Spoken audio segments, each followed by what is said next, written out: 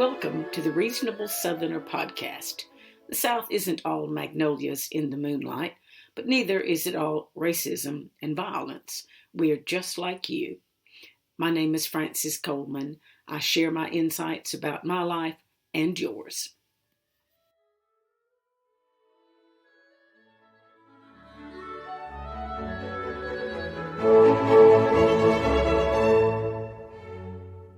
I am not going to use the D word in this column. I'm not going to use the R word in this column.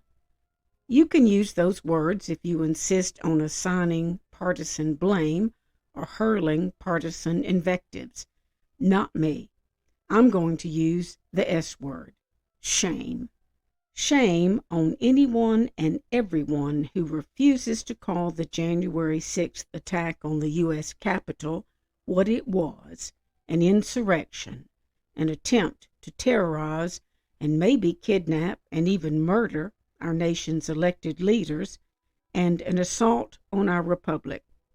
Shame on anyone and everyone who suggests that what happened that day in Washington could have been mistaken for, quote, a normal tourist visit, as one Georgia congressman insisted, adding that the mob looked to him like, quote, people in an orderly fashion staying between the stanchions and ropes and taking videos and pictures. An Arizona congressman defended the rioters as peaceful patriots. Those statements are vicious and cowardly lies told by people who are more interested in pandering to their base than they are in protecting the Constitution they swore to uphold. Shame on them.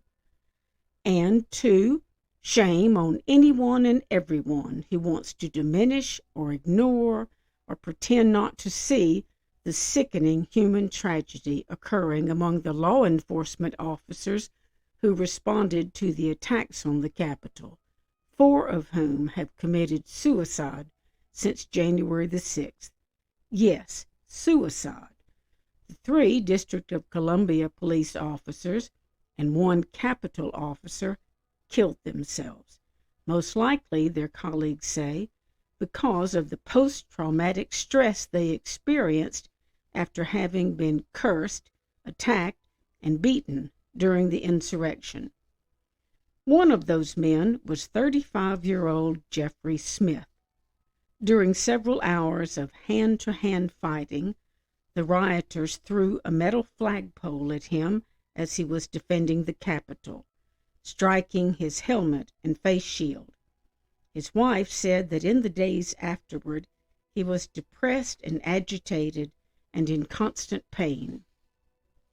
1 week and 2 days after the attack, Smith shot himself in the head. He was not the first to commit suicide, however. Another was Howard Liebengood, a 51-year-old Capitol officer who took his own life just 3 days after the riot.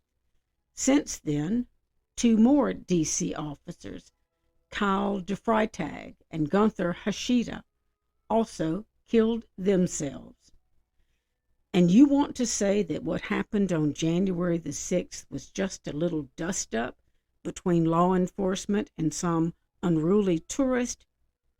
Shame barely begins to describe what you should be feeling as you and others like you strive to minimize the reality of what those men, along with members of Congress and their staffs, faced that day. It was televised, for God's sake, and memorialized in thousands of text, videos, audio recordings, and eyewitness accounts. I suspect that those who want to pretend that the attempted insurrection didn't happen are fearful that certain of their favorite politicians, be they D words or R words, will be blamed for the riot. Indeed, those politicians may be blamed and may deserve blame.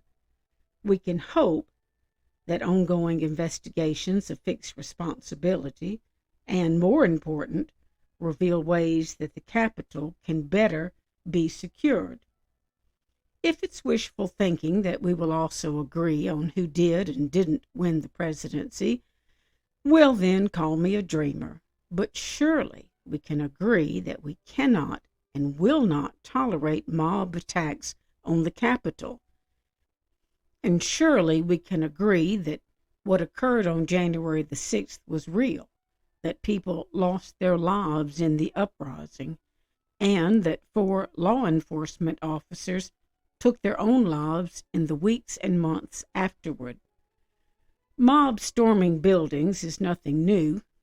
Do you want to trade 200 plus years of democracy for that? Do you want to rewrite our national anthem of the United States so it contains a line like one in the French anthem that says, "The blood of political enemies should water the fields"?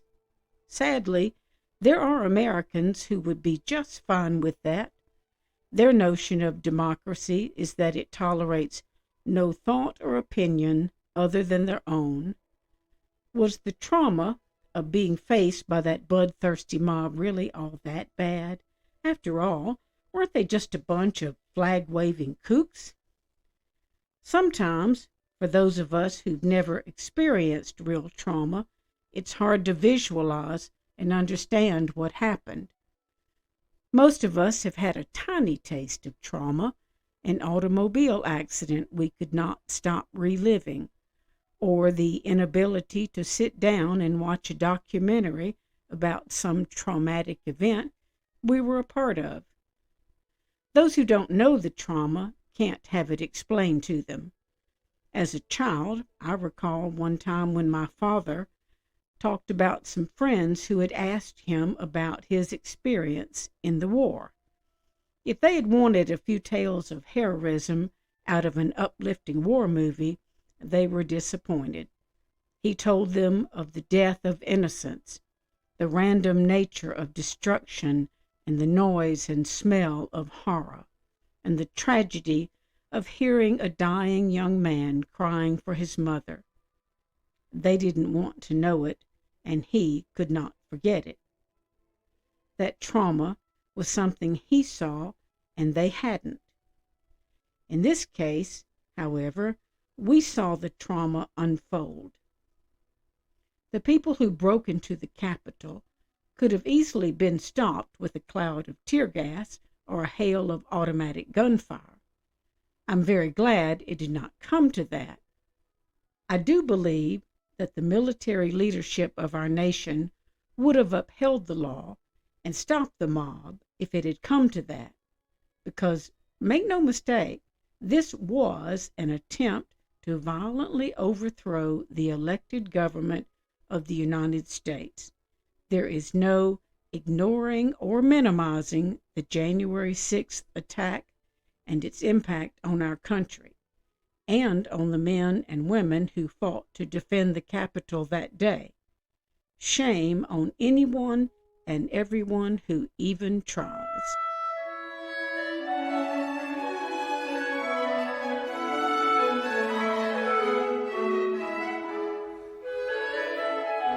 I'm Frances Coleman.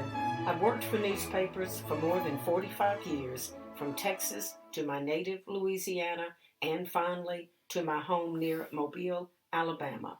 I've been a reporter, an editorial writer, a columnist, and an editorial page editor. I've commented on the BBC, been a guest on the Rachel Maddow Show, and had my column distributed nationwide. If you like this podcast, please follow it. It's free. And even if you don't like it, I hope you will find it thought-provoking.